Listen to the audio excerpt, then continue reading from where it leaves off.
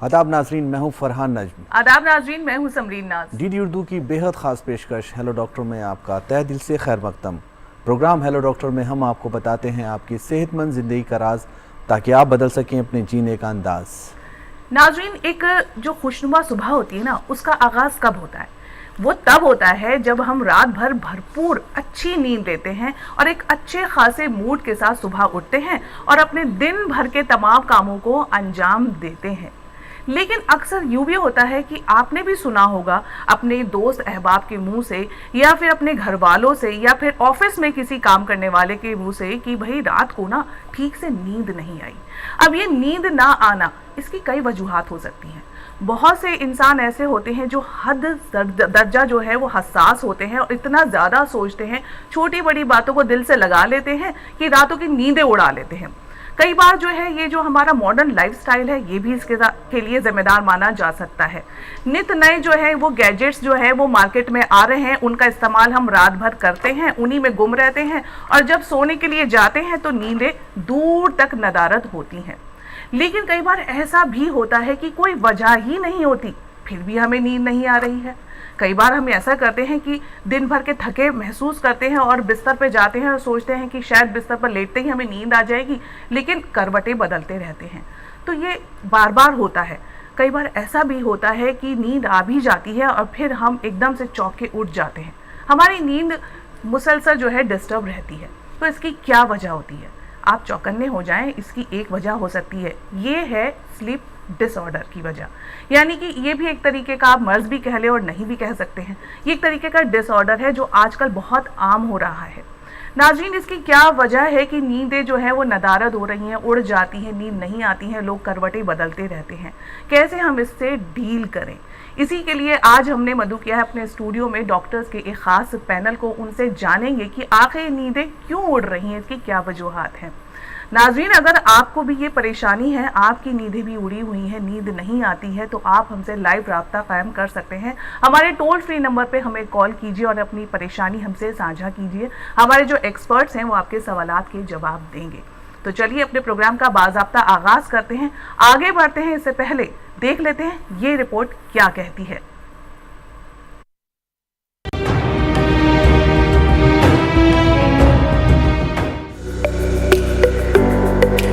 बेख्वाबी दो तरह की होती हैं, कलील मुद्दती यानी कम समय के लिए और तवील मियाद यानी लंबे वक्त के लिए। कम समय की बेख्वाबी कुछ हफ्तों या कुछ दिनों की होती है।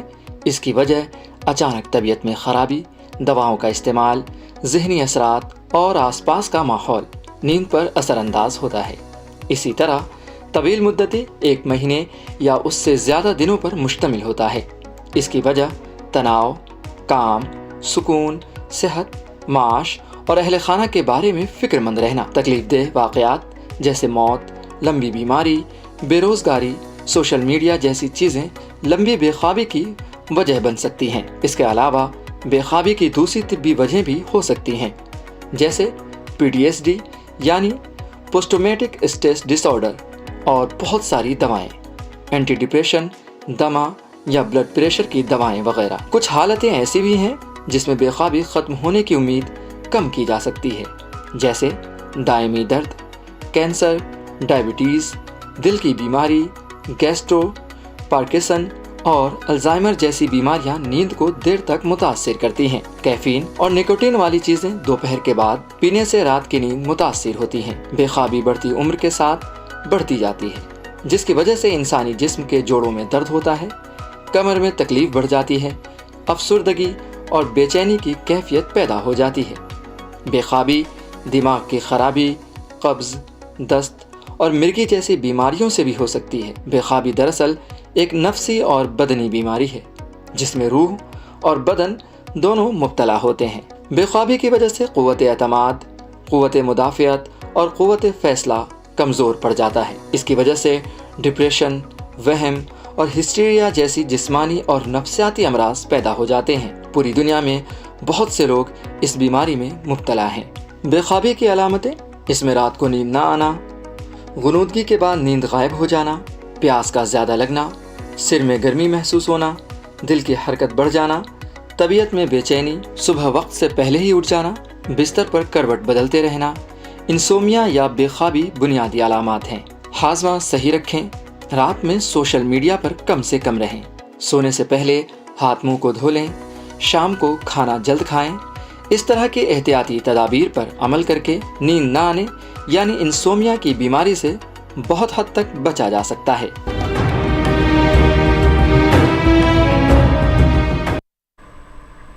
तो फरहान, हमने ये रिपोर्ट में देखा, वैसे ये जो early to bed early to rise, ये जो एक जुमला था ना, आजकल बहुत कम लोगों के मुंह से सुना जाता है। लोग क्या करते हैं, देर तक ही जागते हैं और देर तक ही सोते हैं। कहीं ना कहीं ये हमारी जो तर्ज जिंदगी है, लाइफस्टाइल है, इसके लिए जिम्मेदार है। वैसे नाज़रीन, हम आपको ये भी बता दें कि 15 मार्च को वर्ल्ड स्लीप डे भी मनाया जाता है। तो आज का ये जो मौजू है, ये जो शुमारा है, बेहद खास है, इसे जरा गौर से देखिए। तो चलिए करवाते हैं आपका तारुफ हमारे एक्सपर्ट से। जी हाँ, आज के इस प्रोग्राम में आपका तारुफ करा देते हैं। हमारे जो प्रोग्राम में एक्सपर्ट्स मौजूद हैं, हमारे साथ हैं doctor Arun Kaul. Doctor Arun Kaul associate professor हैं department of neurology, GB Pant, Delhi में। हमारे साथ दूसरी एक्सपर्ट जो मौजूद हैं वो हैं doctor Sangakkara Lashkar, associate professor हैं department of neurology, Safdarjung hospital, Delhi में। और हमारे साथ होम्योपैथिक पर जो बात करेंगे, कैसे बताएंगे कि होम्योपैथिक का इलाज किस तरह से कर सकते हैं अगर स्लीप डिसऑर्डर है, किसी तरह की सोने की परेशानी है, वो है डॉक्टर राजीव सिंह, जो कि सीनियर मेडिकल ऑफिसर हैं होम्योपैथिक में, CGHS हॉस्पिटल कालकाजी में। आप तीनों एक्सपर्ट्स का बेहद शुक्रिया प्रोग्राम में शिरकत के लिए। प्रोग्राम की शुरुआत हम करेंगे डॉक्टर अरुण आपसे। अभी जिक्र हुआ है, रिपोर्ट में भी देखा है कि इंसोमिना या स्लीप डिसऑर्डर एक इस तरह की परेशानी है, अगर ये किसी पर हो जाती है तो वो बहुत परेशान हो जाता है। मैं आपसे जानना चाहता हूँ कि एक स्लीप डिसऑर्डर है क्या? देखिए, स्लीप डिसऑर्डर एक बहुत ही बड़ी टर्म है। तो इसका हम एक क्लासिफिकेशन सिस्टम है, 2-3 क्लासिफिकेशन सिस्टम्स हैं जिसमें हम इनको डिवाइड कर सकते हैं। एक जो बड़ा कॉमनली जो न्यूरोलॉजिस्ट या जो स्लीप विशेषज्ञ यूज़ करते हैं उसको कहते हैं international classification of sleep disorder, ICSD। तो उसमें हमारे बहुत सारे स्लीप डिसऑर्डर्स आते हैं। उसी के जैसा है एक और, उसको कहते हैं DSM-5। वो हमारे साइकेट्रिस्ट जो फ्रेंड्स हैं वो ज़्यादा यूज़ करते हैं। बेसिकली जो स्लीप डिसऑर्डर होते हैं, या तो किसी को ज़्यादा नींद आ सकती है जिसको हाइपरसोमनेलेंस कहते हैं, या किसी को नींद ही नहीं आ रही है तो उसको इंसोम्निया कहते हैं। ये बेसिक जो है स्लीप डिसऑर्डर्स हैं। इसके अलावा किसी को जैसे स्लीप में चलने की बीमारी है, स्लीप में बोलने की बीमारी है, किसी को नाइटमेयर ज़्यादा आते हैं, सपने ऐसे आते हैं कि उनकी नींद टूट जाती है, या कुछ बहुत कॉमन है कि खराटे लेते हैं, या कभी रात में सांस बंद हो जाता है। तो इसी प्रकार से मतलब अगर आप ऐसे देखें तो लगभग 80-90 बीमारियां ऐसी हैं जिनको हम स्लीप डिसऑर्डर्स कह सकते हैं। तो ये बहुत ही एक बड़ा वास्ट एक क्लासिफिकेशन सिस्टम है। उसी बेसिस पे हम एक पेशेंट जब आता है उसका डिटेल हिस्ट्री लेके हम उसको एक पर्टिकुलर सिस्टम में क्लासीफाई कर सकते हैं कि इसको कौन सा स्लीप डिसऑर्डर है। जी जी, आपने बहुत अच्छे से यहाँ पर चीज़ें बताई। डॉक्टर संघमित्रा, मैं भी आपकी भी राय लेना चाहूँगा। आप किस तरह से बताना चाहेंगी क्या है स्लीप डिसऑर्डर? स्लीप डिसऑर्डर होता है इंसान की नींद में गड़बड़ी आना, आम भाषा में। या ज़्यादा सो रहा है, कम सो रहा है, जो नींद हो रही है वो पूरी नहीं हो रही है। जैसे डॉक्टर कौल ने बताया कि नींद में बोलने की बीमारी है, ज़्यादा जोर से खराटे मार रहे हैं, सांसें रुक रही हैं नींद में, पेशेंट को ना पता चला, आसपास वाले को पता चले, वो भी डिसऑर्डर में आती हैं। और आती है नींद में जल्दी से जग जाना, कम नींद होना, या ऐसी भी बीमारियां होती है कि आप रात को ठीक से नहीं सो पाए, दिन में आप सो रहे हो, चलाते वक्त आपको नींद आ गई, गाड़ी चलाते वक्त एक्सीडेंट्स वगैरह हो सकती है। तो स्लीप डिसऑर्डर्स में ये सब बीमारियां आ जाती हैं। और जो बहुत कॉमन बीमारी, जो कॉमन कंप्लेन हमारे पास आती है कि नींद ना आने की, नींद ठीक से ना होने की, और उसी की वजह से दिन के बाकी कामों में रुकावट आना। ओके, कामों में रुकावट आती है, इसका मतलब बहुत ही सोचने की बात है, बहुत ही समझने की बात है, और एक्सपर्ट जिन बातों को कहते हैं उन पर गौर करने की बात है। जी डॉक्टर राजीव, अगर बेसिक सा सवाल आपसे पूछा जाए, जैसे कि हमने अपनी इस रिपोर्ट में भी देखा था कि क्या क्या वजूहात है नींद ना आने की, तो आप कैसे बताएंगे कि क्या वजूहात हैं? आज का जो सिनेरियो, आज का जो लाइफस्टाइल है, जो तर्ज जिंदगी है, कहाँ तक इसके लिए जिम्मेदार है? देखिए, अगर नींद ना आने की बात करें, जिसको हम इंसोम्निया भी बोलते हैं, पहले तो हम इसको दो तरह से डिवाइड करते हैं। एक होता है एक्यूट इंसोम्निया, जो कि हाल फिलहाल में किसी के जीवन में भी कुछ घटित हो रहा है उससे जुड़ा हुआ हो सकता है, जो कि 2-3 दिन तक रहता है, फिर उसके बाद अपने आप ठीक भी हो जाता है। एक क्रॉनिक इंसोम्निया होता है, उसको हम इस तरह से डिस्क्राइब करते हैं कि अगर आपको हफ्ते में, सप्ताह में 3 दिन से अधिक 3 महीने तक नींद ना आने की समस्या अगर हो रही है तो उसको हम क्रॉनिक इंसोम्निया का नाम दे सकते हैं। तो इसके बहुत सारे वजूहत हो सकते हैं। अगर हम शुरुआत से करें तो आजकल के टाइम में स्क्रीन टाइम बहुत इंपॉर्टेंट हो गया है, जो कि बच्चों और बड़ों में सामान्यतः पाया गया है कि आजकल बहुत ज़्यादा पाया गया है। आजकल हम सभी वर्क फ्रॉम होम के कल्चर से जुड़ने लगे हैं, दिन भर कंप्यूटर के सामने बैठे रहना, लैपटॉप, गैजेट्स, रात को भी बिस्तर में साथ में लेके हम काम करते रहते हैं। तो उससे जो नीली रोशनी या ब्लू लाइट एमिट होती है वो हमारे ब्रेन को एक्टिव रखती है, तो हमारा थॉट प्रोसेस शांत ही नहीं हो पाता है, जो कि ब्रेन रिलैक्स कर सके और हम एक अच्छी स्लीप की स्टेट में जा सकें। तो एक ये बहुत बड़ा कॉज है। दूसरा क्या रहता है कि आजकल हमारा डाइटरी पैटर्न बहुत ज़्यादा ख़राब है। हम रात को लेट तक सो रहे हैं तो कुछ भी खा लेते हैं, बहुत ज़्यादा तला हुआ, बहुत ज़्यादा ऐसा शुगरी फूड लेते हैं सोने से पहले, जो कि हमारे स्लीप साइकिल को डिस्टर्ब करता है और हम सो ही नहीं पाते हैं। तीसरे बहुत सारे केसेस में ऐसा देखा गया है कि कोई अगर किसी लंबी बीमारी से जूझ रहा है, किस तरह के दर्द से, किसी को बहुत बैक है, कोई जॉइंट पेन है, कोई अगर हार्ट की समस्या है, कोई किडनी की समस्या है, उस केस में भी बहुत ज़्यादा नींद की कमी या समस्या पाई गई है। तो इसके अलावा अगर हम और आगे चलें तो नींद की समस्या की और बहुत सी वजहें हो सकती हैं। क्रॉनिक इंसोम्निया स्पेशली अगर हम बात करें तो जैसे अगर रात में आप नहीं सो पा रहे हैं तो खान पान सबसे इम्पॉर्टेंट जिनको हमको ध्यान में रखना है कि अपने खान पान को, अपने स्लीप हैबिट्स को हम इम्प्रूव करें। हाँ, तो ये आपने बहुत सारी चीज़ें बताई समरीन, इन्होंने बताया किस तरह से नींद की अहमियत है, क्या है नींद, किस तरह लेनी है नींद, ये सारी चीज़ें बहुत ज़रूरी हैं। लेकिन अब हम डॉक्टर अरुण से मैं पूछना चाहूँगा कि नींद की अहमियत क्या है किसी भी इंसान के जिस्म के लिए। डॉक्टर अरुण, आप बताइए कि अगर कोई इंसान नींद ढंग से नहीं ले रहा है, वो सो नहीं पा रहा है, उसको स्लीप डिसऑर्डर है, तो किस तरह की परेशानियां उसको हो सकती है, और यहाँ पर इंपॉर्टेंस बताइए नींद की। डॉक्टर अरुण, देखिए, इसके बारे में, स्लीप के बारे में एक बहुत अच्छा कोट कहा जाता है कि अगर जिसने एवोल्यूशन किया, मतलब the person who has made all the human beings, अगर ऐसा है कि स्लीप इंपॉर्टेंट नहीं होती है तो he has made a big blunder, कि मतलब हमारी 1/3 ऑफ ज़िंदगी हमारी स्लीप में जाती है। तो इसी से पता चलता है कि इसका कितना महत्व है जी। तो जैसे दिन में तो हम अपना काम करते हैं, हमारी शरीर थक जाता है, दिमाग भी थक जाता है, तो जो रेस्ट होता है हमारा, जो रिस्टोरेटिव कैपेसिटी होती है हमारी बॉडी की, वो कम हो जाती है। तो इसका ये स्लीप में हम वापस जो सारा फंक्शन है वो रिस्टोर होता है। अभी कुछ नया शोध, काफ़ी अच्छा शोध आया है कि जिसमें हमारे ब्रेन में बहुत सारे केमिकल्स ऐसे होते हैं जो समझिए वेस्ट प्रोडक्ट कह लीजिए आप। तो रात को ऐसी कुछ एक सिस्टम होता है कि वो सारा वहाँ से निकल के हमारी बॉडी डिटॉक्सीफाई हो जाती है। सिर्फ यही नहीं, मतलब हमारे जैसे बच्चों में जब ग्रोइंग स्टूडेंट्स होते हैं तो कुछ हार्मोन्स ऐसे होते हैं जो कि स्पेशली स्लीप में ही निकलते हैं। अगर हमारा सर्केडियन रिदम, मतलब कि अगर जैसे हम प्रॉपर टाइम पे उठते हैं और प्रॉपर सो रहे हैं, स्लीप हमारी सही आ रही है, तो हमारा प्रॉपर बॉडी हर किसी ऑर्गन का फंक्शन जो है स्लीप से जुड़ा हुआ है। राइट, आपका हार्ट का फंक्शन, लंग का फंक्शन, किडनी फंक्शन, गट का फंक्शन, ब्रेन का फंक्शन, ये हर कुछ जो है ये स्लीप से ही जुड़ा हुआ है। तो स्लीप में ऐसे कहूँगा कि हर किसी बॉडी के सिस्टम को इन्फ्लुएंस करती है। और इसी तर्ज पे ये है कि अगर हमारी स्लीप ठीक नहीं हो रही है तो वो हर किसी बॉडी सिस्टम को इफेक्ट करेगा। मतलब आप चिड़चिड़े हो जाएंगे, आप अपने काम में ध्यान नहीं लगा पाएंगे। जैसे डॉक्टर संगम मित्रा ने भी कहा कि नींद पूरी नहीं हो रही तो दिन में एक्सीडेंट हो सकती है, आपकी वर्क एफिशिएंसी इतनी कम हो जाएगी, तो हर किसी स्पेयर को आपको इफेक्ट करेगी। तो कुल मिला के नींद की बहुत ज़्यादा अहमियत है और नींद की अहमियत को समझना चाहिए। आपने एक बात बोली है यहाँ पर कि नींद लेना बेहद ज़रूरी है, और जब रात को हम नींद लेते हैं तो उसके बहुत सारी फंक्शनिंग ऐसी हैं जो चलती रहती हैं। लेकिन बहुत सारे लोग ऐसे हैं हमारे आज के माशरे में, हम देख सकते हैं कि वो रात को नहीं सो पाते हैं। इसकी वजह यह है कि उनका काम ही रात को होता है, वो रात को काम करते हैं और दिन में आके सोते हैं। तो उस पर कोई टिप्स उन्हें देना चाहें या कुछ बताना चाहें, क्या कहना चाहेंगे यहाँ पर डॉक्टर अरुण? देखिए, हर किसी का जो बॉडी सिस्टम है वो अलग है। जैसे मेरा बॉडी सिस्टम अलग है, आपका अलग है, हर किसी का अलग है, तो हम एक रूल हर किसी के लिए नहीं लगा सकते। बट यूजुअली जो कहा जाता है कि 7 से 8 घंटे की या 6 से 8 घंटे की नींद रात में हर किसी के लिए एडुकेट है। कुछ लोग कुछ जेनेटिकली प्रीडिस्पोज्ड होते हैं कि उनको थोड़े कम नींद में ही मतलब उनका सारा बॉडी फंक्शन ठीक हो जाता है, और कुछ को काफ़ी थोड़ा टाइम लगता है।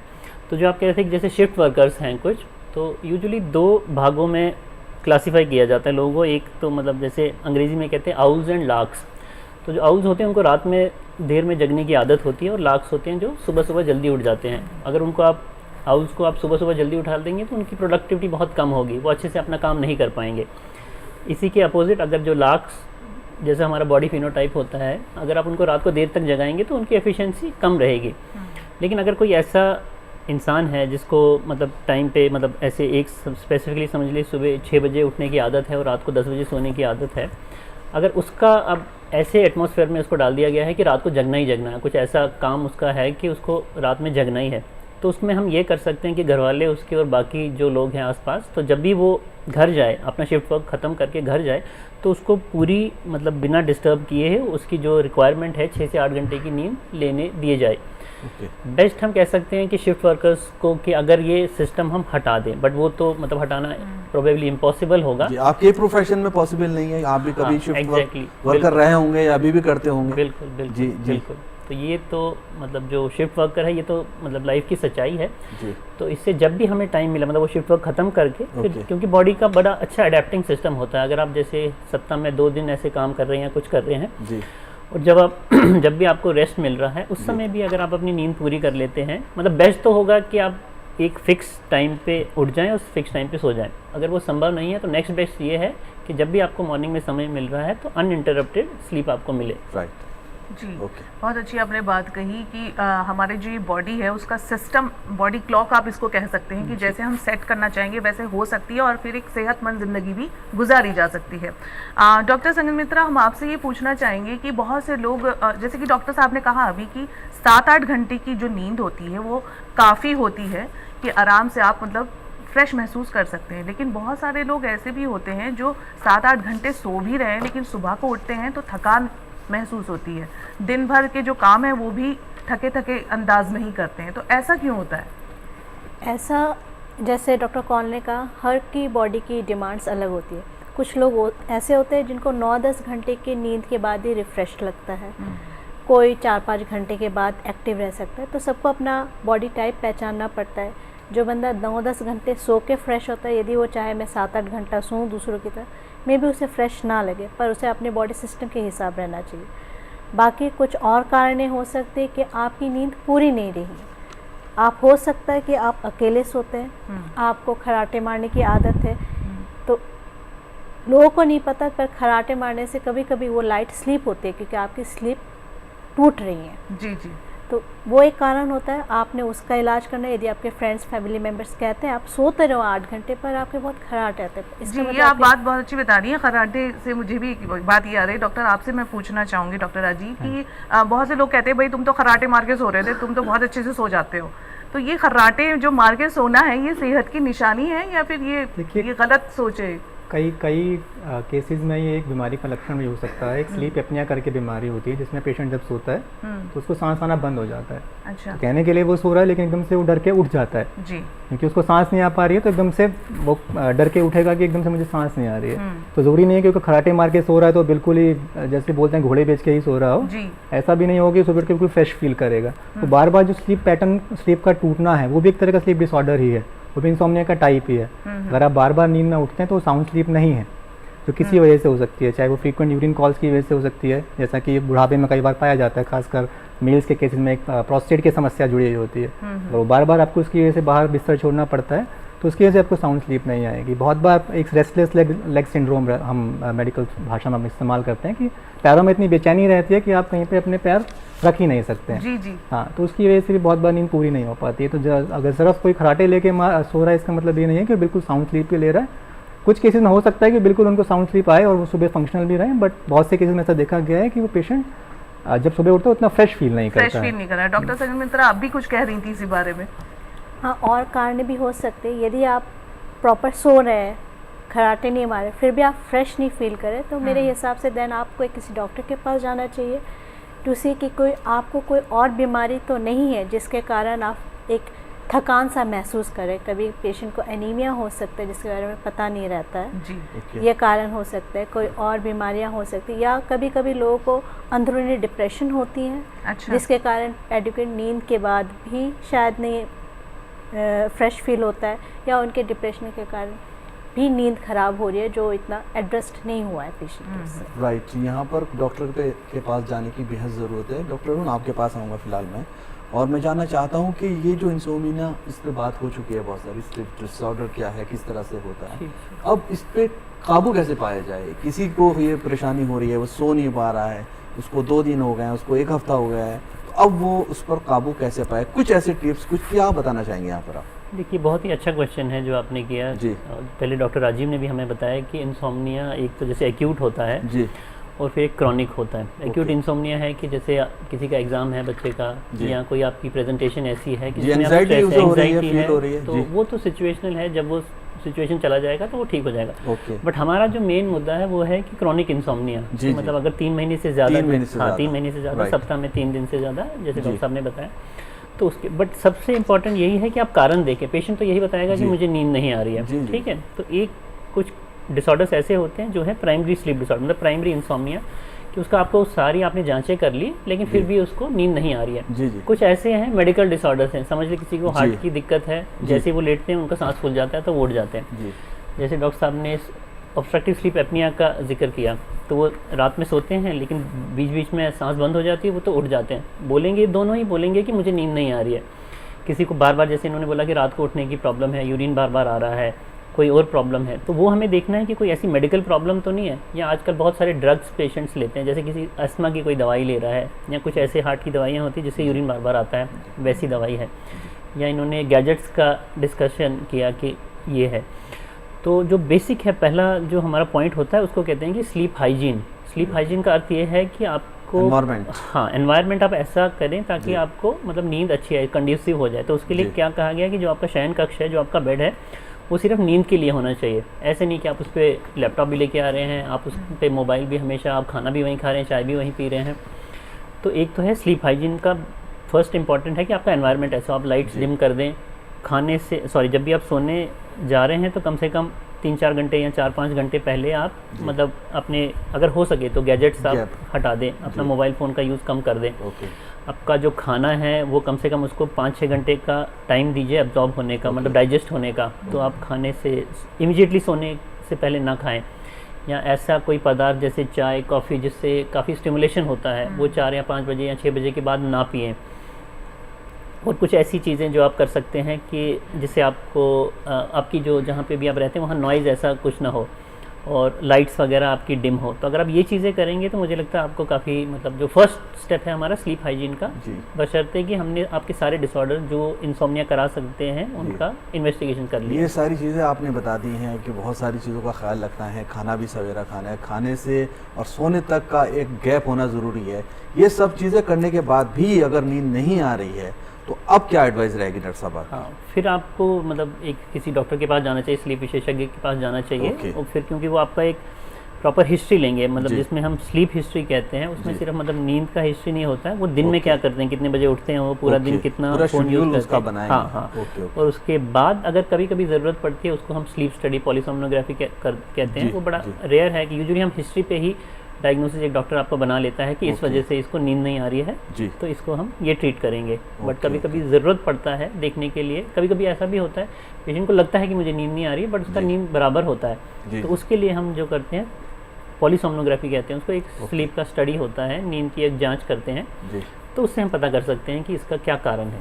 जी जी, मतलब कुल मिला के अगर नींद नहीं आ रही है, बहुत सारे टिप्स जो डॉक्टर साहब ने बताए हैं उनको भी आप फॉलो कर रहे हैं, फिर भी नींद नहीं आ रही है, फिर रिस्क लेने की ज़रूरत नहीं है। उस वक्त आपको एक्सपर्ट के पास जाना चाहिए, उस वक्त आपको डॉक्टर के पास जाना चाहिए, और जो टेस्ट वो बताए उसको कराना चाहिए, और जो चीज़ें वो बताए उसको फॉलो करना चाहिए। डॉक्टर सजन मित्रा, अगर बात करें किसी ऐसे मरीज़ की जो डिप्रेशन का शिकार है और नींद जो है वो मुसलसल उसे नहीं आ रही है, वो इसी कैफियत में मुब्तला है कि रात भर जाग रहा है, तो उसको आप कैसे ट्रीट करती हैं? ऐसे पेशेंट जिनको डिप्रेशन है उनके लिए बेस्ट रहता है कि हम उनको किसी साइकेट्रिस्ट के पास रेफ़र करते हैं। अच्छा। उन्हें ये एडवाइस करते हैं कि अपने फ्रेंड सर्कल या अपने परिवार वालों से बात करें, उससे भी ये जो चीज़ है डिप्रेशन का, उसमें कमी आएगी। और उनकी जो डिप्रेशन का जो मूल ट्रीटमेंट होता है एंटी डिप्रेसेंट, उसे स्टार्ट करते हैं।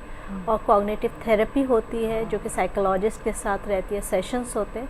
तो इसमें यदि हम मूल कारण को हम एड्रेस करते हैं तो इसकी नींद की प्रॉब्लम भी धीरे धीरे सॉल्व हो जाती है। अच्छा। ऐसे पेशेंट जिनको डिप्रेशन हो रहा है किसी कारण से, किसी लाइफ इवेंट के कारण से, या कभी कभी कोई कारण नहीं पता चलता है क्रॉनिक, ऐसे पेशेंट्स का एडवाइस रहेगा आप घर में ना बैठ के अपने परिवार वालों से बात करें, एक डॉक्टर खास करके किसी साइकेट्रिस्ट या मेडिसिन स्पेशलिस्ट से मिलिए, मोस्टली साइकेट्रिस्ट से।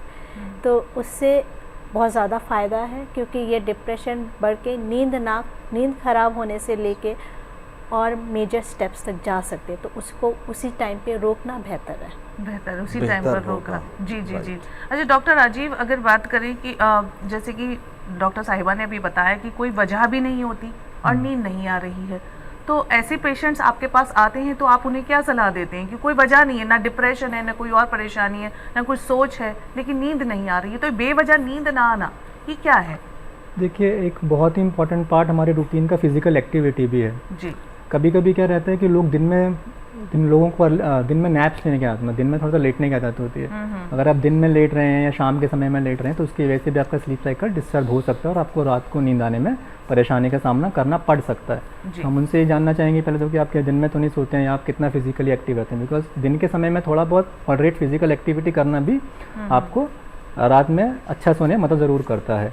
तो आपकी लाइफ में और क्या चीज़ें जिनको आप बेटर आप कर सकते हैं, जैसे कि डॉक्टर अरुण ने भी बताया कि हम बहुत चीज़ें अच्छे से पेशेंट को एडवाइस करने के बाद भी अगर नहीं पा रहे हैं तो अगर कुछ अंडरलाइन कुछ और कॉजेज़ चल रहे हैं, कई बार ऐसा होता है कि डिप्रेशन क्लिनिकल ना हो कि बहुत ही बिगिनिंग की स्टेज का रहता है, पेशेंट को पता नहीं रहता है कि लाइफ में कुछ ऐसे इवेंट्स हुए हैं। वो कहेगा नहीं, मैं कई बार पेशेंट बहुत ऐसा they try to put up a face also कि नहीं ठीक है, सब ठीक है, मेरे को तो ऐसे नींद नहीं आती है, मैं तो देखिए इतना काम कर लेता हूँ तब भी मैं नहीं सो पा रहा हूँ। बट ऐसा ज़रूरी नहीं है, कुछ ना कुछ अगर कॉज है तो उसकी हम पूरी हिस्ट्री टेकिंग करके उसके सारे लक्षणों की जांच करने के बाद उसको एक दवाई प्रिस्क्राइब करेंगे। अगर तब भी कुछ नहीं मिलता है उसको मेडिसिन दी जाएगी और उसको लाइफस्टाइल में अपने अप्रोप्रिएट चेंजेस बताए जाएंगे कि आपको ये चीज़ों को इन्वॉल्व करना है, अपने खान पान में ऐसा करना है, आपको सोने से पहले कम से कम रेस्टिंग स्टेज लाने के लिए कम से कम 1 घंटा, जैसे डॉक्टर साहब ने बताया कि गैजेट्स को ऑफ करना है। रिलैक्स करने के लिए आप डीप ब्रीदिंग की सहायता ले सकते हैं, प्राणायाम कर सकते हैं और कुछ और भी एक्सरसाइज रहती हैं, जैसे कि कई बार अगर पेशेंट्स बिस्तर में लेटे हुए अगर अपने पैर ऊपर करके लेटते हैं तो उससे भी थोड़ा सा रिलैक्स करने में हेल्प मिलती है। कोई एंग्जाइटी या डिप्रेशन किस तरह का चल रहा है तो उसको थोड़ा सा उस टाइम के लिए रिलैक्स करने में हेल्प मिल जाती है। तो इस तरह के हम बहुत से तरीके पेशेंट को एडवाइस कर सकते हैं। अगर इनके बाद भी कुछ नहीं हो पा रहा है तो फिर हम उनकी अच्छे से सिम्टम्स की हिस्ट्री टेकिंग करके हर मरीज़ को अलग अलग केस में अलग अलग दवाई को उसको देते हैं, जिससे उसको लॉन्ग टर्म में बेटर फील होता है। वो दवाई आप देते हैं, दवाओं को फॉलो करना चाहिए, उन्हें समझना चाहिए। डॉक्टर अरुण, मैं आपके पास यहाँ पर आऊँगा। डॉक्टर साहब ने बहुत अच्छे से बताया किस तरह से इलाज किया जाता है और होम्योपैथी के हिसाब से भी कर सकते हैं और जैसे एलोपैथिक में आपने बताया उसे भी फॉलो कर सकते हैं। यहाँ पर अब मैं बात करूँगा उन लोगों की जो इन सब सिम्टम्स के बाद भी, इन सब अलामात के बाद भी ये हालात बने हुए हैं, वो डॉक्टर के पास नहीं जा रहे हैं, वो इसे एक नॉर्मल चीज़ समझकर अवॉइड करते जा रहे हैं। तब क्या हालात बनेंगे उसकी बॉडी का, किस तरह की कंडीशन को उसे फेस करना पड़ सकता है, उसके बारे में जानकारी। हाँ, ये बहुत आपने फिर से महत्वपूर्ण सवाल पूछा है। ये जैसे हमने बताया कि स्लीप का इतना इम्पोर्टेंट फंक्शन है, ऐसे देखा गया है शोध में कि जो लोग जिनको कम नींद आती है या जिनको बहुत ज़्यादा नींद, ये भी एक हमें देखना बहुत ज़रूरी है कि ज़्यादा नींद आना भी ये भी बहुत देखा गया। थोड़ा सा मैं रोकूंगा आपको, जब नींद की बात हो रही है उन लोगों के बारे में ज़रा सा बताइए कि जो लोग ज़्यादा सोते हैं उन्हें अगर कहीं पर थोड़ा सा बैठने का भी मौका मिल जाता है तो वो सोने लगते हैं, वो क्या प्रॉब्लम है? मैं आऊँगा उस पर भी, लेकिन इन पर भी थोड़ा सा जिक्र कीजिए डॉक्टर साहब। हाँ, ये जो ज़्यादा सोना भी ये भी एक बीमारी है, कोई डिसऑर्डर है ये भी? हाँ जी, ये भी एक किसी डिसऑर्डर हार्मोनल चेंजेस की वजह से होता है या किसी विटामिन की कमी से? नहीं, विटामिन की कमी तो नहीं है, बट एक मतलब कुछ होता है कि बिना किसी कारण के, उसको कहते हैं कि इडियोपैथिक हाइपरसोमनिया, मतलब आपको मतलब हाइपरसोमनिया, हाँ, दिन में 12 से 14 से 15 घंटे नींद आ रही है, देखा जाता है अमूमन, ऐसे लोग भी हैं। जी, तो उसका कोई कारण नहीं होता। कुछ होता है जिसको जैसे आप बता रहे थे कि कहीं बैठे हैं और नींद आ रही है, उसका एक बड़ा प्रमुख कारण है जो डॉक्टर राजीव और डॉक्टर संगमित्रा ने भी बताया, उसको कहते हैं ऑब्स्ट्रक्टिव स्लीप एप्निया। मतलब आपकी रात की नींद पूरी नहीं हुई है तो अब जैसे ही आपको मौका मिलता है तो आपकी नींद आ जाती है। उसी से एक मिलता जुलता डिसऑर्डर है जिसको नार्कोलेप्सी कहते हैं हम। नार्कोलेप्सी में भी ऐसे स्लीप अटैक्स होते हैं, जैसे आप जैसे मैंने बताया कि ओएस से जो ऑब्स्ट्रक्टिव स्लीप एप्निया है उसमें समझे आप गाड़ी में बैठे हैं, थोड़ी देर के लिए ट्रैफिक रुक गया तो आपको नींद पड़ गई, या जैसे मैं आपसे बात ही कर रहा हूँ थोड़ी देर के लिए अटेंशन डाइवर्ट हुआ और नींद आ गई। इसको डिफरेंशिएट करना बड़ा ज़रूरी है, जो कि मैंने बताया आपको एक मेडिकल टर्म नार्कोलेप्सी। उसमें जो आप कह रहे थे कि कुछ डेफिशिएंसी होती है, उसमें कुछ एक मतलब ऐसे हमारे बॉडी में तत्व होते हैं जिसको हाइपोक्रेटिन कहते हैं और ऑरेक्सिन कहते हैं, उसकी डेफिशिएंसी हो जाती है, उससे नार्कोलेप्सी होती है। तो ये हमें जानना बड़ा ज़रूरी है कि ये किस वजह से हो रहा है। अगेन जी, आप ये बता रहे हैं, इसे जरा आप रखिएगा, इसको जारी रखिएगा। हाँ, इसका इलाज भी बताइएगा ऐसे लोगों के लिए। जी, बिल्कुल। तो यही है कि हमें फिर वही है कि हमें कारण देखना है कि किस कारणवश ये हो रहा है। बच्चों में कुछ कंडीशंस होती हैं, मतलब ऐसे कुछ सिंड्रोम्स होते हैं जिसमें कुछ देर के लिए बहुत ज़्यादा नींद आती है, वो खाना ज़्यादा खाने लगते हैं, वैसे भी कुछ सिंड्रोम्स होते हैं। तो जब भी हम मतलब पेशेंट को देखेंगे उसका कंप्लेंट तो ये होगा कि मुझे ज़्यादा नींद आ रही है, तो हम उसके कॉज को एड्रेस करना मतलब ज़रूरी रहेगा। अगर ऑब्स्ट्रक्टिव Okay. स्लीप एपनिया है तो वो देखा गया है कि जिनका वज़न बहुत ज़्यादा होता है, जिनका गर्दन में फैट बहुत जमा हो जाता है, उसकी वजह से जो हमारी सांस मतलब एयर अंदर आनी है वो अंदर प्रॉपरली नहीं आ पाती है Okay. और थोड़ी देर के लिए हमारा सांस बंद हो जाता है रात में और उससे फिर दिन में ज़्यादा नींद आती है। राइट। या दूसरा जैसे मैंने बताया आपको नार्कोलेप्सी, उसका भी ट्रीटमेंट आजकल आ गया है। और Okay. उसके अलावा एक जैसे मैंने बताया इडियोपैथिक, हमने सब कुछ देख लिया, जी। फिर भी हमें समझ नहीं आ रहा है कि किस वजह से, मतलब अभी तक हमें कोई कारण नहीं मिला, तो उसकी भी फिर अलग से दवाइयाँ हैं। हर किसी चीज़ की चिकित्सा है, दवाइयाँ हैं, या जैसे डॉक्टर साहब ने बताया कॉग्निटिव बिहेवियरल थेरेपी है, या फिर कुछ ऐसे गैजेट्स होते हैं जैसे CPAP होता है, उसमें हम एक मशीन लगा के पेशेंट को मतलब ऑक्सीजन देते हैं जी। ताकि वो उससे सांस ठीक से ले पाए। यानी कि किसी भी तरह की परेशानी है तो आपको डॉक्टर के पास जाना ही जी है। जी। राइट। तो इसी के साथ एक कॉलर हमसे जुड़ रहे हैं, सुन लेते हैं उनका सवाल। हेलो हेलो जी, आपको आवाज मिल रही है? कट गई। तो उनके बारे में आप जिक्र कर रहे थे कि जो लोग नहीं जाते डॉक्टर के पास, उनको इंसोम्निया हाँ, की परेशानी है, तो जी, वो बॉडी जी। किस तरह से रिएक्ट करेगी? हाँ, बॉडी मतलब ऐसा शोध है कि जो लोग कम सोते हैं या वही ज़्यादा सोते हैं, ऐसे देखा गया कि 4 घंटे से कम जो सोते हैं या जी। मतलब 12-13 घंटे से ज़्यादा सोते हैं तो उनमें मतलब हाइपरटेंशन या रक्तचाप की बीमारी ज़्यादा होती जी। है, शुगर की बीमारी ज़्यादा होती है, ओके। उनको स्ट्रोक्स हो जाते हैं, ओके। उनको ऐसा हेडेक होता है कि आप सारी दवाइयाँ खिला दो लेकिन उनका हेडेक ठीक नहीं होता। ओके। एंड मतलब अनफॉर्चुनेटली ऐसा देखा गया है कि उनकी मतलब जो मोर्टेलिटी रेट है, जो जी, ये है रिस्क है, जी, जी, लाइफ का मतलब रिस्क लाइफ है। का रिस्क है, वो जी। भी बढ़ जाता है। तो नींद को आप मतलब अगर आपको नींद नहीं आ रही है तो ओके। इसको प्लीज़ हल्के में बिल्कुल ना लें। कोई एज है इसमें या एजिड को ज़्यादा हो सकता है या यंग में ज़्यादा हो सकता है? हाँ। कौन रिस्की लोग हैं? जी, जी, जी। कौन सा एज फैक्टर ज़्यादा रिस्की है? जी देखिए, जो हमारा जो स्लीप साइकिल है ना, जैसे बच्चा जब पैदा होता है जी। तो उसकी जो स्लीप होती है वो 18 से 20 घंटे तक ऐसे होती है, तो इतनी देर वो सोता रहता है। फिर जब हम थोड़े बड़े होने लगते हैं, जैसे स्कूल एज आ जाती है, जी। तो वहाँ जो हमारा स्लीप रिक्वायरमेंट है थोड़ा कम हो जाता है, 10 से 12 घंटे। फिर आप अडल्टहुड में आ जाते हैं तो वहाँ पे 6 से 8 घंटे। और जब आप फिर चले जाते हैं इसकी तरफ, ओल्ड एज की तरफ, तो वहाँ आपका स्लीप रिक्वायरमेंट फिर थोड़ा ओल्ड एज की तरफ आपने बात की, बुजुर्गों से जुड़ी हम बात करेंगे। शायद कॉलर हमसे जुड़ रहे हैं तो उनका सुन लेते हैं सवाल। हेलो हेलो नमस्ते जी, नमस्ते, खैर मकदम है आपका हमारे प्रोग्राम में। आप सबको नमस्कार जी। मैं नरेंद्र बोल रहा हूँ जयपुर से। जी जी। 57 एज है मेरी। अच्छा जी, बताएं। ये डायबिटिक और हाइपरटेंशन का पेशेंट हूँ। हम्म। अभी जांच करवाए तो यूरोलॉजी में प्रोसेस भी मेरा बढ़ा हुआ है। जी तो रात को जब टेबलेट लेते हैं खाना खाने के बाद 9:30 बजे के आसपास, तो उसके बाद डॉक्टर ने कह रहा कि पानी कम पियो, तो पानी पीने से भी नींद डिस्टर्ब होती है। बस अच्छा, पानी कम पीने के लिए कहा है डॉक्टर ने आपको? पानी कम पी लो, पानी पीने की आदत, टेबलेट लेते हैं तो पानी पीना पड़ता है। जी जी जी। तो आपकी नींद डिस्टर्ब रहती है रात में इस वजह से? एक बार उठना पड़ता है, 2 बार उठना पड़ता है जी जी पानी जी। पीने के लिए प्रोसेस। जी जी जी। तो डॉक्टर कॉल आप ही बताएं का जवाब, आपने सुन ही लिया इनका सवाल हाँ जी क्या हाँ है? जी हाँ जी। देखिए, इन्होंने बताया कि इनको हाइपरटेंशन भी है, डायबिटीज़ भी है। तो अब ये जो दवाई ले रहे हैं, मतलब यूजुअली ऐसा देखा गया कि जो हम हाइपरटेंशन के लिए दवाई देते हैं यूजुअली हम शाम को देते हैं, मतलब तो कुछ ऐसी दवाई होती है जो बीपी कम करती है, उससे यूरिन ज़्यादा आता है। तो इनके लिए फिर वही अच्छा रहेगा कि ये सुबह ही ले लें उसको, मतलब 4 बजे से पहले, अगर मतलब ऑफ कोर्स अपने डॉक्टर से सलाह लेके। और दूसरा इन्होंने बताया कि इनका शुगर की मात्रा बढ़ी हुई है, तो जब भी हमारी शुगर की मात्रा बढ़ी होगी तो हमें ज़रूर ऐसे होगा कि यूरिन बार बार आएगा। तो इनको ये ध्यान रखना है कि इनका शुगर कंट्रोल करें, ये ब्लड प्रेशर कंट्रोल लगे। और तीसरा शायद इन्होंने बताया कि इनको प्रोस्टेट की भी दिक्कत है, तो उस वजह से भी रात को मतलब यूरिन आएगा। तो ये अपनी जो पानी तो लेना ही है, लेकिन जो पानी की मात्रा जैसे 4 बजे या 6 बजे के बाद लेना थोड़ा कम कर दे, कम कर तो दें। उसकी मतलब उससे मुझे लगता है कि इनको लाभ होगा। जी जी। तो बहुत बहुत शुक्रिया आपका हमसे जुड़ने के लिए। आपने अपना जो सवाल पूछा था उसका जवाब आपको मिल ही गया होगा। डॉक्टर शुक्रिया। राजीव, आपकी तरफ आऊँगा मैं यहाँ। अब हम बात करेंगे लाइफ स्टाइल की, डाइट की। किस तरह की हिदायत आप यहाँ पे देना चाहेंगे? अगर इस परेशानी से बचना है तो किस तरह का लाइफ स्टाइल अपना सकते हैं, किस तरह की डाइट अपना सकते हैं कि ये परेशानी ख़त्म हो जाए? जैसे डॉक्टर साहब ने पहले बताया कि स्लीप हाइजीन का बहुत ही इंपॉर्टेंट रोल है। स्लीप हाइजीन मतलब कि आपका जो लाइफस्टाइल है, आपका जो आदतें हैं, आपकी जो बिहेवियर है, एनवायरनमेंट, आसपास का जो माहौल है, जी। उसको पहले तो ठीक करना बहुत ज़रूरी है। ओके। हाँ, जैसे मैंने पहले भी बताया कि आपको रात के समय में गैजेट का इस्तेमाल बिल्कुल नहीं करना है। जी जी। दिन के समय में सोने से परहेज़ करना है। ओके। हाँ, आप ऐसा कोशिश करें कि रात के समय एक ही बार बिस्तर जी। के पास लेटने जाएं और लेटने से कम 1 घंटा पहले अपने सारे उपकरण बंद कर दें। ठीक है। दूसरा, आपने रात के समय खाना कम से कम 3-4 घंटा पहले ले लें लेटने से, क्योंकि रात के समय अगर आप बहुत हैवी फूड लेते हैं तो एक कंडीशन होती है GERD करके, ओके, मतलब आपको जो रिफ्लक्स डिसऑर्डर होता है जिसकी वजह से गैस या जलन की समस्या हो जी, सकती है, वो भी जी। आपको रात को जगा सकती है। ओके, हाँ, चौथी जो चीज़ आप कर सकते हैं वो एक तो 3 बजे के बाद आपने कॉफ़ी अवॉइड करनी हाँ है, बिल्कुल चाय अवॉइड करनी है। जी। हाँ, कॉफ़ी के साथ साथ अगर कोई स्मोकर हैं, निकोटीन लेते हैं या एल्कोहलिक हैं, वो भी एक बहुत बड़ा कारण है। अल्कोहल से क्या होता है आमतौर पे कि लोगों को लगता है मैं अल्कोहल लेके अच्छा सो जाता हूँ, जी, बट उसके बाद जब उन लोगों को रात में नींद खुलती है तो वो दोबारा नहीं आ पाती। तो अल्कोहल एक बहुत बड़ा कॉज है जिसकी वजह से इंसोम्निया होता है। जी,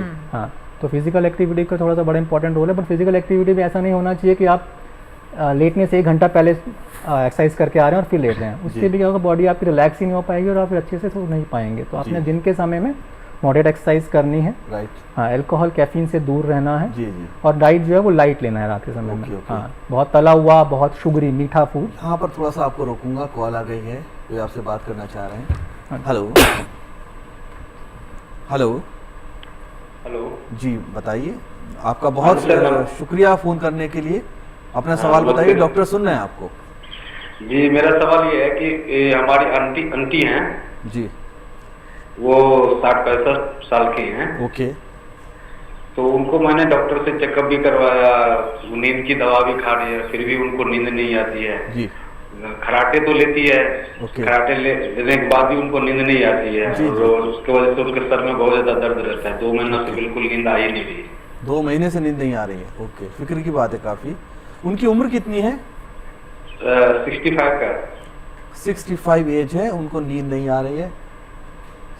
जी, आप हाँ। क्या कहना चाहेंगे? आपके 63 संतोष एज जी, बता रहे हैं वो 65 पेशेंट की, जिनके बारे में वो बात कर रहे हैं। आपके आंटी का उम्र 65 आपने बताया, जी। रात को खराटे लेते। यदि आप हमारे प्रोग्राम को सुन रहे तो आपको पता चलेगा कि खराटे लेना का मतलब नहीं है कि उनको अच्छी नींद आ रही हो। ओके, प्रॉब्ली इनको नींद की बीमारी है, आपको ओके। किसी डॉक्टर को उनको दिखाना होगा। और साथ में मुझे पता नहीं इन्होंने बताया कि नहीं इनको बीपी या शुगर की बीमारी है, तो जी। उसका भी इलाज करना होगा। जी, यदि 2 Observation में महीने रखना है, है उसको, ओके, उम्र हो रखी है, 2 महीने से नींद नहीं आ रही है, तो इनके हेल्थ में और रिस्क हो सकता है, खतरा हो सकता है। तो बेहतर है आप इनके डॉक्टर के पास लेके जाइए। खराटे आ रही है तो जैसे डॉक्टर कॉल ने बताई कि स्लीप स्टडी होगी, कोई मशीन की ज़रूरत होगी वो बताई जाएगी। जी। यदि डायबिटीज़ और रक्तचाप जैसे बीपी कहते हैं हम, ओके। उसकी बीमारी है तो उसका भी इलाज चाहिए होगा। इन सब का इलाज के बाद इनकी नींद ठीक होनी चाहिए। राइट। और एक बात ये भी है कि यदि इनको नींद नहीं आ रही है, इसके कारण भी इनका बीपी और शुगर डायबिटीज़ जो शुगर की बीमारी, इसमें जी। कंट्रोल नहीं आ सकता है। ओके, तो आपको एक इस चीज़ के लिए आपको अपनी आंटी को किसी डॉक्टर के पास फॉर्मली दिखाना होगा, स्पेशली यदि कोई जी जी स्लीप विशेषज्ञ है जी, वो बिल्कुल बेहतर ठीक कहा होगा। आपने। यहाँ पर मैं समझता हूँ कि आप सब बात समझ गए होंगे, और फ़ोन करने के लिए आपका बेहद शुक्रिया। अच्छा, बुजुर्गों की बात हो रही है तो डॉक्टर कॉल हम आपसे ये पूछना चाहेंगे कि जाहिर सी बात है, एक उम्र बढ़ने के साथ साथ जो है हमारी नींद पर भी असर पड़ता है। ख़ासतौर से जो बुजुर्ग हजरात हैं उनको रात को कम नींद आती है। कई बार वो डॉक्टर के पास जाते हैं तो वो उन्हें कुछ मेडिसिन्स देते भी हैं कि आप ये खाएं, लेकिन वो मेडिसिन्स खाने से कतराते हैं। उन्हें ऐसा लगता है कि पहले हम जैसे सोते थे अब हमें ऐसे क्यों नहीं सो पा रहे, हमारी नींद वो क्यों नहीं रही। तो इस वजह से वो रात भर जागते भी रहते हैं, जिसकी वजह से उनकी सेहत पर भी बहुत ज़्यादा असर पड़ने लगता है।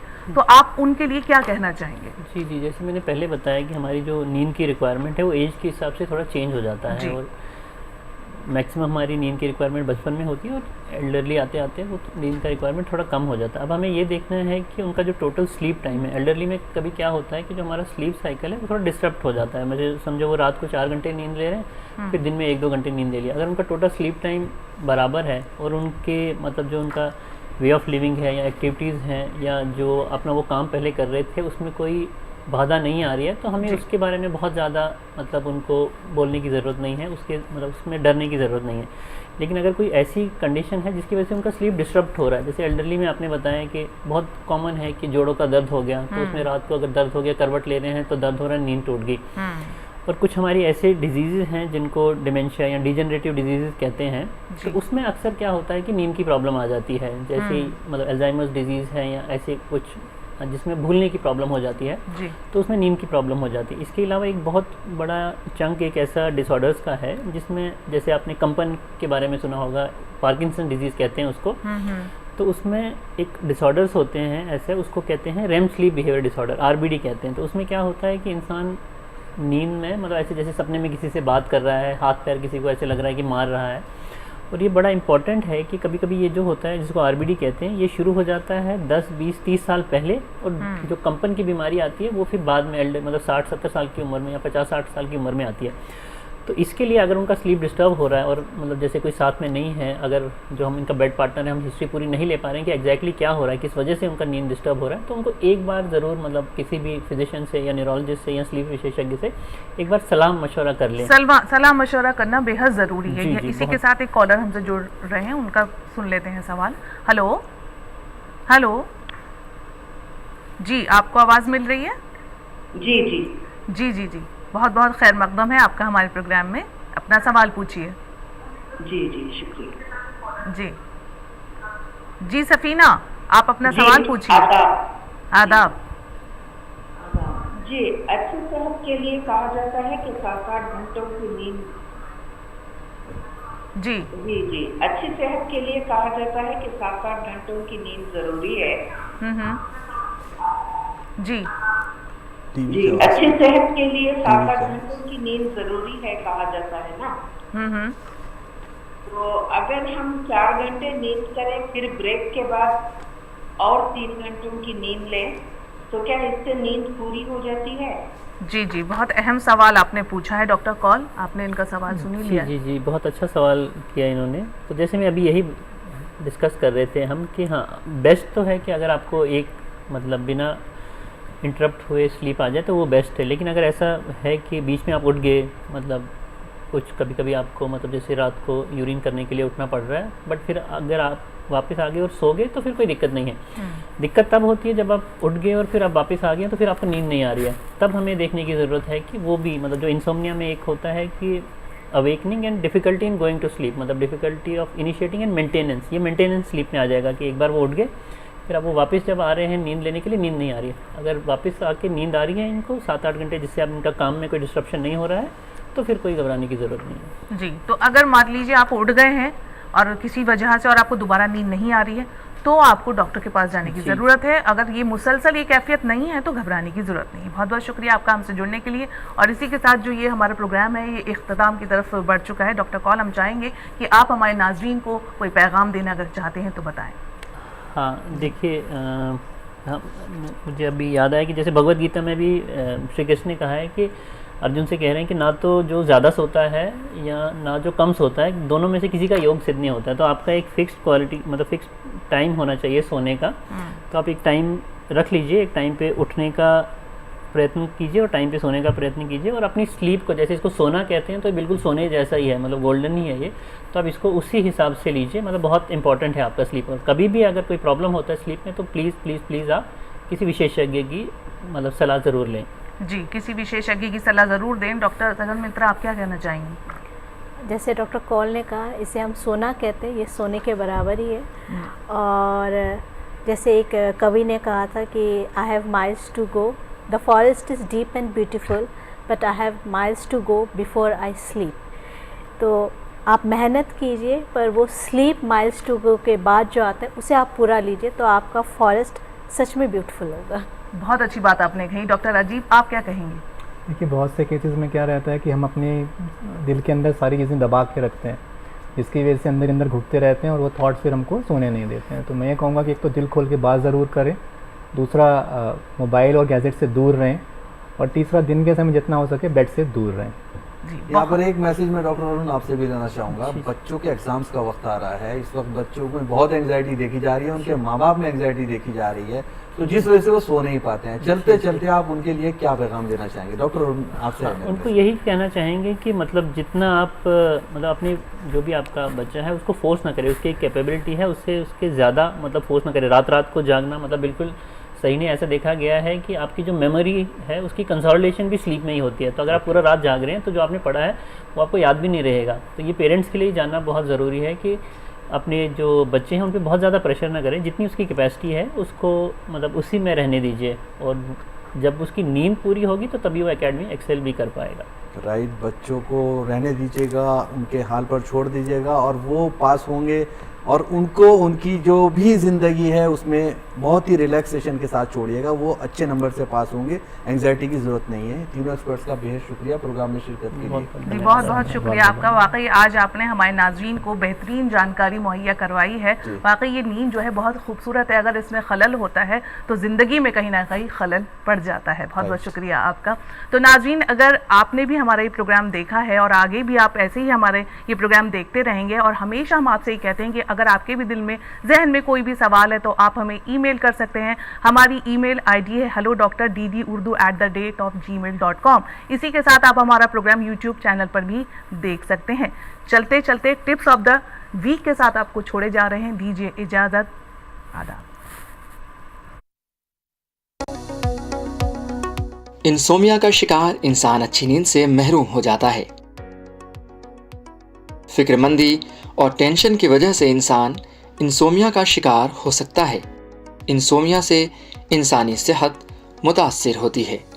कैफीन और निकोटीन के कसरत इस्तेमाल से इंसोमिया हो सकता है।